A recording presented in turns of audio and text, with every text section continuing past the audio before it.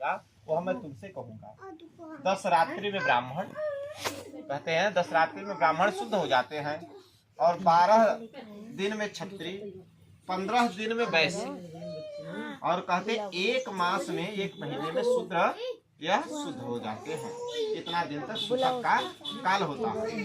सूतक कुल 3 रात्रि में गोत्र जन, कहते हैं 3 रात्रि में गोत्र जन स्नान मात्र से सूतक से निवृत्त होता है। 4 पीढ़ी में 10 रात्रि तक, 4 पीढ़ी का है तो 10 रात्रि तक सूतक लगता है, कहे 4था पीढ़ी में, और 5वीं पीढ़ी में 6 रात्रि का, और कहते हैं 6वीं पीढ़ी में 4 रात्रि का, कहे 6वां पीढ़ी है इनका, और रात्रि का 7वीं पीढ़ी में 3 दिन का सूतक लगता है। कहते हैं 7वीं पीढ़ी में 3 दिन का, केवल कहे हमारा 7वां पीढ़ी है, बहुत पुराना बात।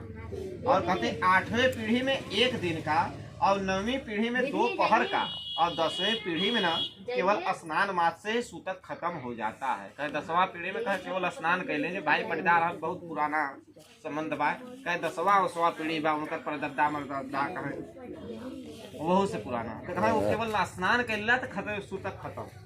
और देशांतर गया हुआ वह उसे मरे हुए को 10 दिन के भीतर अगर खबर सुने तो 10 दिन में उसका सूतक से निवृत्त हो जाता है। कहे 10 दिन में वह सूतक से निवृत्त हो जाएगा।